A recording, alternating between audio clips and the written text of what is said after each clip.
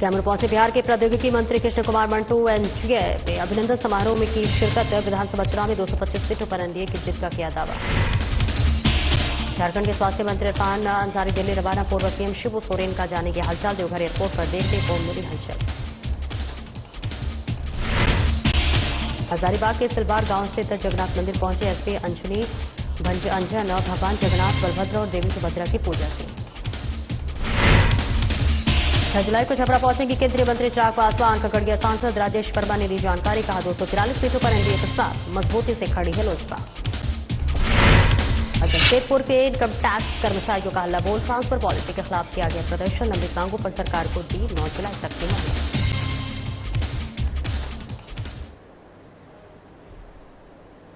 नमस्कार, स्वागत है आपका। मैं हूं आपके साथ सपना दीपक मध्य। बुलेटिन का आगाज करेंगे जय जगन्नाथ के जय घोष के बीच। राज्य के ऐतिहासिक जगन्नाथपुर मंदिर से भगवान जगन्नाथ की रथ यात्रा का शुभारंभ आज शाम 5 बजे किया गया। सुबह 4 बजे से ही मंदिरों में विशेष पूजा अर्चना शुरू की गई।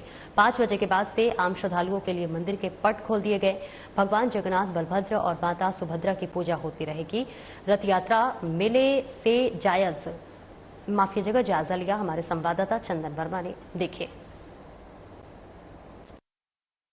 भगवान जगन्नाथ की पूजा अर्चना अब हो रही है और यह रथ यात्रा जो है भगवान जगन्नाथ की कुछ ही देर में यहां से निकाली जाएगी, जिसे लेकर पूरी तैयारी भी हो चुकी है और अब मंत्रोच्चारण हो रहे हैं और यह मंत्रोच्चारण 1000 बार किया जाता है, जिसे कई लोग मिलकर इस मंत्र का उच्चारण करते हैं और यहाँ पर संकल्प लिए जाते हैं। हमारे ठीक पीछे भगवान जगन्नाथ, सुभद्रा और भाई बलराम का जो रथ है वो दिखाई पड़ रहा है और इस पर तीनों जो जग के नाथ हैं वो विराजमान हैं और यहाँ से तकरीबन 500 मीटर की दूरी पर जो उनकी मौसीवाड़ी है वहाँ पर इस रथ को ले जाया जाएगा और वहाँ पर 10 दिन के विश्राम के बाद जो है यह रथ फिर वापस आएगा, जो कि 7 जुलाई लगभग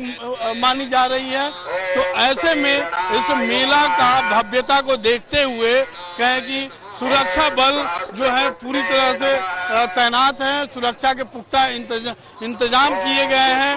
तकरीबन 1000 सुरक्षाकर्मी जो हैं वो लगाए गए हैं इस मेले में। इसके साथ ही सीसीटीवी कैमरे और ड्रोन से कहें कि सभी जगहों की निगरानी हो रही है, कोने कोने की निगरानी हो रही है और लगातार ड्रोन से जो स्क्रीनिंग हो रही है उसके लिए अलग से कंट्रोल रूम बनाया गया है और इस कंट्रोल रूम में कई जो है वो एलईडी लगे हुए हैं, जिस पर सभी फुटेज को देखा जा रहा है बारीकी से, ताकि कोई उपद्रवी पूजा में विघ्न न पहुंचा सके। और इस वक्त जो मंत्र उच्चारण हो रहा है वह पूरी कहें कि भव्यता के साथ हो रहा है। जो भी दर्शक हैं वो मंत्र उच्चारण के साथ अपना संकल्प ले रहे हैं और इसके साथ ही जो श्रद्धालु आए हैं मेले में वह भी इस मंत्र का उच्चारण कर रहे हैं और ईश्वर के प्रति जो है ईश्वर के समक्ष अपनी कामना को रख रहे हैं। यहाँ पर मुख्य रूप से देखें तो व्यवस्था को संभालने के लिए राष्ट्रीय स्वयंसेवक के कार्यकर्ता जो हैं वो लगे हुए हैं, दृढ़ निश्चयता के साथ लगे हुए हैं, ताकि पूजा में कोई किसी तरीके का बाधा न पहुंचे और बारीकी तरीके से जो है नजर बनाए हुए रखे हैं। हम सीधे जुड़ते हैं स्वयंसेवक ऐसे कि आखिर ये जो पूजा है ये कब से शुरू हुई है और किस तरीके से संपन्न कराई जा रही है, अपना आप परिचय देते हुए कृपया बताएं। मैं डॉक्टर नागेंद्र प्रसाद श्रीवास्तव, पेशे से चिकित्सक हूं और आरएसएस से जुड़ा हुआ हूं। विगत मैं 17 साल का था तो मैं संघ का स्वयंसेवक हुआ और मेरी आयु अभी 74 साल है और प्रभु जगन्नाथ हम लोगों से सेवा ले रहे हैं। इस जगन्नाथ रथ यात्रा मेला का दर्शन व्यवस्था विगत 25वां साल हम लोगों का चल रहा है कि राष्ट्रीय स्वयंसेवक संघ का स्वयंसेवक दर्शन व्यवस्था में सेवा देता है। राष्ट्रीय स्वयंसेवक संघ के ही सदस्य इस दर्शन व्यवस्था को सुचारू रूप से चलाते हैं और ये भी देख रहे हैं कि आप जहां देखेंगे राष्ट्रीय एक चीज देखने को मिल रहा है कि हर साल इस मेले की भव्यता जो है वो बढ़ती नजर आ रही है। हर बार की तरह भीड़ ज्यादा देखने को मिलता है। तो क्या कहेंगे, ये व्यवस्था के कारण होता है या भगवान जगन्नाथ की ये महिमा है, ये लीला है कि प्रतिदिन जो भक्त उनके तरफ खींचे चले आ रहे हैं? देखिए, ये तो भगवान जगन्नाथ की महिमा ही है कि यहाँ पर सब सुचारू रूप से सही ढंग से दर्शन व्यवस्था और कोई भी छिनतई वगैरह नहीं होता है। और सनातन धर्म अभी बहुत प्रचुर मात्रा में बढ़ा हुआ है। सनातन धर्म, तो सनातन धर्म की अच्छाई कहें, सनातन धर्म में लोगों का इच्छा कहें, चाह कहें, इच्छा बढ़ा है, जिसके चलते ये व्यवस्था बनी हुई है और भव्यता बनी हुई है। यहाँ पर सुरक्षा को लेकर और क्या इंतजाम किए गए हैं? सुरक्षा के हर तरह की सुरक्षा है। सुरक्षा के साथ साथ खोया पाया व्यवस्था है। और ऐसे भी है कि मान लीजिए बाहर से अगर कोई गलत ढंग के लोग आते हैं तो उनके लिए भी असामाजिक तत्व जो असामाजिक तत्वों के लिए भी यहाँ पर व्यवस्था है, उनको पकड़ने की व्यवस्था है। सही व्यवस्थाओं से प्रचुर मात्रा में यहाँ लोग व्यवस्थित किए हुए हैं। इसीलिए इस जगन्नाथपुर रथ यात्रा मेला झारखंड में एक बहुत बड़ा मेला गिना जाता है। इस मेले का कहा जाता है कि उड़ीसा के बाद ये दूसरा स्थान रखता है यहाँ पर। जी हाँ, उड़ीसा के बाद जगन्नाथपुर का रथ यात्रा मेला दूसरा स्थान रखता है। और यहाँ पर कहा जाता है कि यहाँ के लोकल लोग इस मेले से 9 दिन का मेला रहता है। भगवान 9 दिन अपने मौसी बाड़ी में रहते हैं और 9 दिन के बाद पुनः अपने घर लौटते हैं। तो 9 दिन में यहाँ के झारखंड के लोग सुदूर देहात से आकर के यहाँ पर अपना दुकान लगाते हैं और साल भर की व्यवस्था वो अपना कर लेते हैं। ये जो पूजा अर्चना अभी हो रही है, मंत्रोच्चारण विधिवत हो रहे हैं, ये क्या अभी इसे कहा जाता है अगर बात करें तो? इस पूजा को हम लोग लक्ष्य अर्चना पूजा कहते हैं। भगवान विष्णु के 1000 नामों से ये पूजा हो रही है। और यहाँ जितने भक्तगण बैठे हैं स्वयं से, इनको न कोई बुलावा आया है न कुछ, ये स्वयं से आकर के बैठे हैं। और पुष्प मंदिर से मिलता है, यहाँ भी पुष्प लोग ले करके और पूजा करते हैं। और ये पुष्प जो है लक्ष्य अर्चना का पूजा सीधे यहाँ से पुरी जाता है और पुरी में प्रवाहित होता है समुद्र में। बिल्कुल, यहाँ पर जितने भी भक्त हैं श्रद्धा से आए हैं, ईश्वर के दर्शन के लिए आए हैं, उनका रथ खींचने के लिए आए हैं, रथ खींचने के लिए ललायित रहते हैं। लेकिन ऐसे में इस भीड़ में अगर कोई असामाजिक तत्व घुसता है, उसके लिए क्या उपचार है और क्या व्यवस्थाएं रखी गई? सारी व्यवस्था की गई है, प्रशासन की व्यवस्था है। हम लोग उस चीज का हर चीज समय उसका सुरक्षा का घेरे में रखते हैं। रथ हमारी जो जाती है सभी सुरक्षा के घेरे में जाती है, इसलिए अब असामाजिक तत्व इसमें घुस ही नहीं सकते। असामाजिक तत्व को घुसने का कोई मतलब ही नहीं बनता, क्योंकि इतनी कड़ी सुरक्षा रहती है। हमारे संघ के लोग रहते हैं, हमारे प्रशासन के लोग रहते हैं, कई हमारे लोग हैं, विश्व हिंदू परिषद के लोग रहते हैं, सारा लोग रहते हैं। इतनी हमारे कैंडिडेट लोग हैं, हमारे स्वयंसेवक लोग हैं कि असामाजिक तत्व वहां आ ही नहीं सकता। इसकी सुरक्षा पूर्णतः की गई है। ये जो आपने प्रश्न किया सुरक्षा की, तो सुरक्षा की व्यवस्था लेयर परत दर परत है। पहले राष्ट्रीय स्वयंसेवक संघ के स्वयंसेवक हैं, इसके बाद बजरंग दल के हैं, इसके बाद विश्व हिंदू परिषद के हैं, इसके बाद सरना समिति के हैं, और भी आदिवासी संस्थाओं के बहुत से लोग हैं जो सुरक्षा को देख रहे हैं। और सबसे लास्ट में हमारे प्रशासन के लोग हैं जो इस सुरक्षा व्यवस्था को देखते हैं। ये एक बड़ी बात है कि तकरीबन कहें कि 6 से 7 लेयर सुरक्षा कवच बनाए गए हैं और इन सभी सुरक्षा कवचों को भेद पाना किसी के लिए आसान बात नहीं है, यह असंभव है। और यह भगवान जगन्नाथ की महिमा ही है कि इतनी भीड़ होने के बावजूद भी यहाँ ना कोई किसी तरह का दुर्घटना होता है, ना ही किसी तरह की कोई चोरी होती है।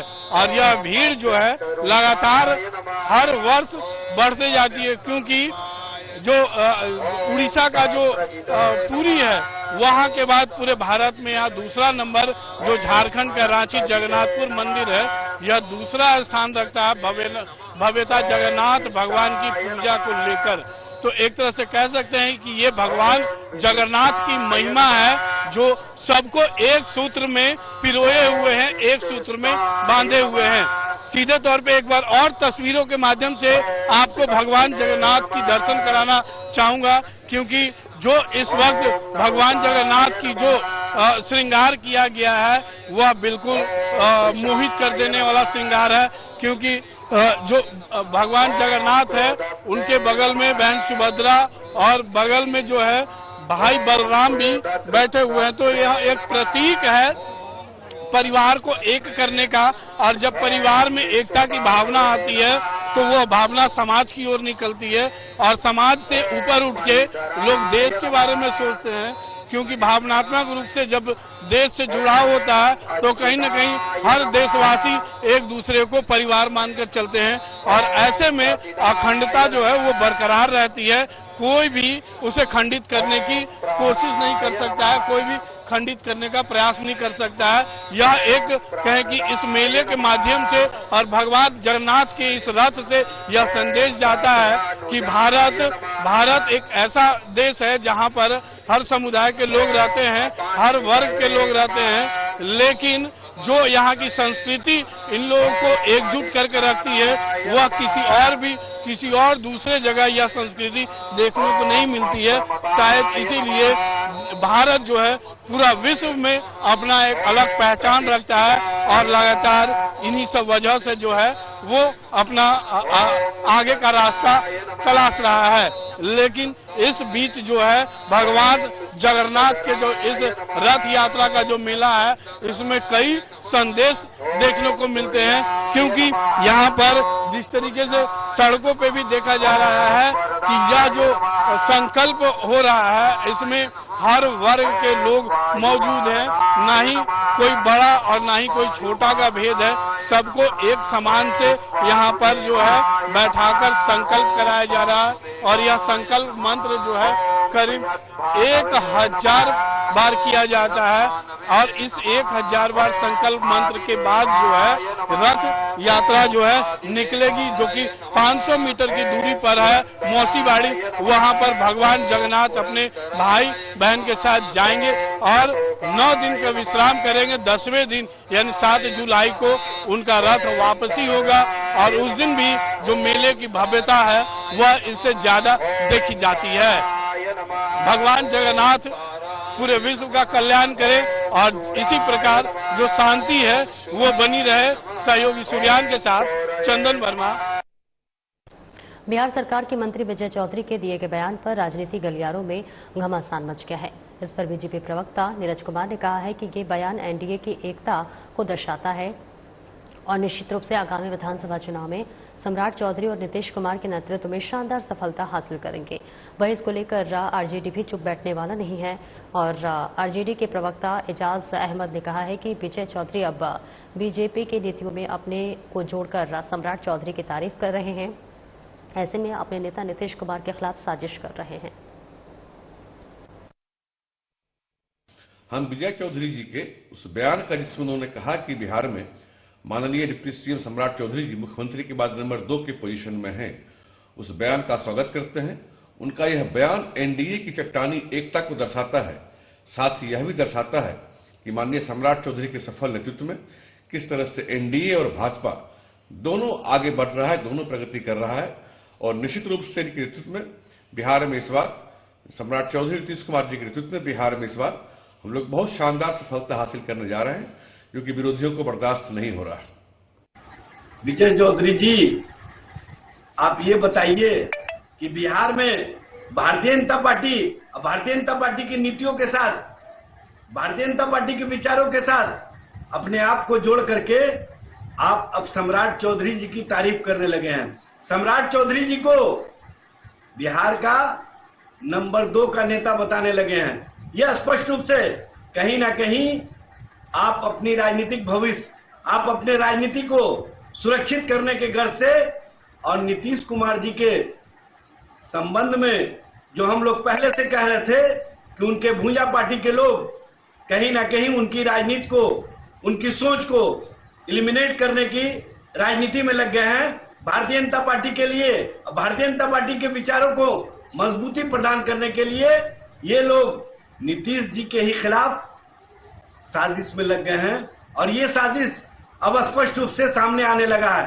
जिस तरह से विजय चौधरी जी ने सम्राट चौधरी जी की तारीफ की। सुपौल जिलाधिकारी सावन कुमार अपने कार्यालय में प्रेस ब्रीफिंग को संबोधित किया। डीएम सावन कुमार ने कहा कि भारत निर्वाचन आयोग ने बिहार राज्य में विशेष गहन पुनरीक्षण कराए जाने के निर्देश जारी किए हैं। इसका उद्देश्य ये सुनिश्चित करना है कि सभी पात्र नागरिकों के नाम मतदाता सूची में शामिल हो ताकि वे अपने मताधिकार का प्रयोग कर सकें। साथ ही कोई भी अपात्र व्यक्ति मतदाता सूची में शामिल नहीं हो और मतदाता सूची में नाम जोड़ने या फिर हटाने की प्रक्रिया पूरी तरह पारदर्शी रहे।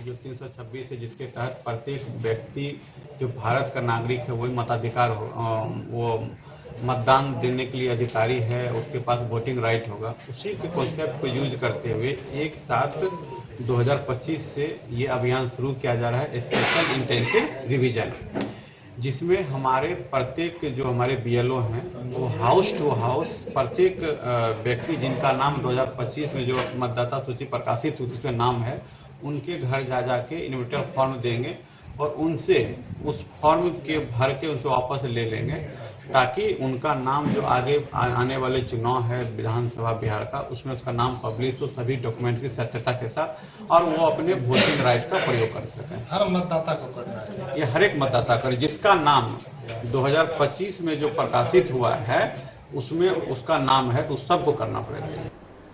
जमशेदपुर रथ यात्रा में पूर्व मुख्यमंत्री रघुवर दास और विधायक सरयू शामिल हुए। जमशेदपुर में कुल 10 जगहों से महाप्रभु भगवान जगन्नाथ की रथ यात्रा पूरे धूमधाम के साथ निकाली गई। वहीं साक्षी का उत्कल एसोसिएशन में भगवान जगन्नाथ की रथ यात्रा निकाली गई। इस रथ यात्रा में सीएम रघुवर दास और जमशेदपुर पश्चिम के विधायक सरयू राय भी शामिल रहे। दोनों नेता एक साथ भगवान जगन्नाथ की इस रथ यात्रा में शामिल हुए। उसके बाद बारी बारी से भगवान जगन्नाथ की पूजा अर्चना की और झारखंड की खुशहाली की कामना की।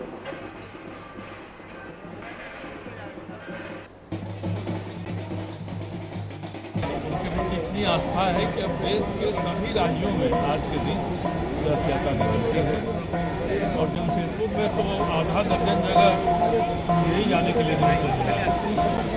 दिन पर दिन आस्था बढ़ती जा रही है और जगन्नाथ जी का जो ये कीर्तन है, भजन है, एक तरह से इससे ही जिनको कहते हैं हम लोग चैतन्य महाप्रभु उन्होंने आरंभ किया है। पाकुड़ में हर्षोल्लास के साथ रथ यात्रा निकाली जा रही है। भगवान जगन्नाथ, बलभद्र और सुभद्रा को रथों में विराजमान कर पुरोहितों की ओर से पूजा अर्चना की गई। सुबह से ही भारी संख्या में श्रद्धालुओं ने पहुंचकर पूजा अर्चना की है। पाकुड़ एसपी निधि द्विवेदी पहुंची और पूजा अर्चना की है। श्रद्धालुओं में रथ यात्रा को लेकर खासा उत्साह देखा जा रहा है। हजारों श्रद्धालुओं के बीच रथ को नगर भ्रमण कराया जाएगा। वहीं सुरक्षा का पुख्ता इंतजाम किया गया है।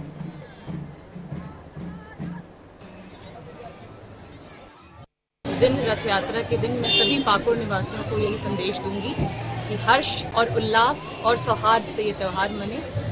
आज कान्हा जा रहे हैं अपनी मौसी के घर, फिर वापस लौट के आएंगे। ये पर्व हमें बहुत ही अच्छी सीख देता है, भाई बहन के भी अटूट प्यार को दिखाता है और परिवार के एकजुटता को भी दिखाता है। तो सभी पाकुड़वासियों को मैं इस तरफ से रथ यात्रा की बहुत बहुत शुभकामनाएं। मैम, आप यह देखे बहुत पौराणिक स्थल है, आप क्या महसूस किए पूरे पूजा करके और पूरे जगह को देख करके? ये मेरा सौभाग्य था, भगवान ने मुझे मौका दिया और मैंने पूरी विधिवत जो पूजा होती है देखी। ये मेरा सौभाग्य है, सभी पाकुड़वासियों का सौभाग्य है कि इतना पुराना मंदिर और इतनी पुरानी प्रथा यहाँ पे अभी भी जीवंत है। तो मैं चाहूंगी कि सब लोग इस प्रथा को ऐसे ही जीवन बना के रखें और बस बढ़िया से रथ यात्रा का आज दिन है, बढ़िया से सब लोग त्योहार मनाएं। और बक्सर मुख्यालय स्थित सर्किट हाउस में स्वर्ण आयोग के अध्यक्ष और पूर्व मंत्री डॉक्टर महाचंद्र प्रसाद सिंह पहुंचे। वरिष्ठ समाज सेवी मनीष राय और उनके समर्थकों ने उनका भव्य स्वागत किया। पूर्व मंत्री महाचंद्र प्रसाद सिंह ने कहा कि सूबे में स्वर्ण समाज के 49% लोग आर्थिक रूप से आज भी कमजोर हैं, जिन्हें 2 वक्त की रोटी का जुगाड़ करने में काफी मशक्कत करनी पड़ती है। यह आंकड़ा 2022-23 की जनगणना रिपोर्ट में दर्ज है। हालांकि सवर्ण समाज के लोगों ने काफी ऊंचाइयों को भी प्राप्त किया है। साथ ही उन्होंने प्रधानमंत्री के कार्यों की जमकर सराहना की है। कि सवर्ण आयोग तो बना है दलित का भी, पिछड़ा का भी, अति पिछड़ा का भी, और सवर्ण आयोग भी बना है जिसको नए ढंग से लोग देख रहे हैं। मैंने चर्चा किया कि इसको कोई चुनाव से लेना देना नहीं है। इस समाज को भी विकसित करने के लिए इन्होंने एक सोच बनाई है और जिस पर नजर इस देश के प्रधानमंत्री जी का भी रहा है। मैं इतना आगे बढ़कर बताऊं कि इस देश में सवर्ण का नाम लेने में पॉलिटिकल आदमी हिचकता था। आजादी के बाद पहला प्रधानमंत्री माननीय नरेंद्र मोदी जी निकले जिन्होंने कलेजा तान कर कहा कि सवर्णों में भी गरीब को मदद करेंगे। उन्होंने संविधान का संशोधन किया और आरक्षण की व्यवस्था की। 10% गरीब सवर्णों को आरक्षण दिया, उसका लाभ भी मिल रहा है। अब ये आयोग ये भी देखेगा कि उस लाभ में कितने लोग प्रभावित हुए, कितने लोग गरीबी रेखा से ऊपर आए, इसे भी हम लोग देखेंगे, करेंगे। पटना के गांधी मैदान इलाके में रजिस्ट्रेशन कार्यालय के पास सुरक्षा गार्ड के हथियार गिरने से अचानक फायरिंग हो गए। इस हादसे में 2 लोग गोली लगने से घायल हो गए। मौके पर पहुंची पुलिस ने घायलों को तुरंत इलाज के लिए पटना मेडिकल कॉलेज हॉस्पिटल में भर्ती कराया है। प्रशासन ने घटना को एक्सीडेंटल बताया है। पुलिस पूरे मामले की जांच में जुटी है।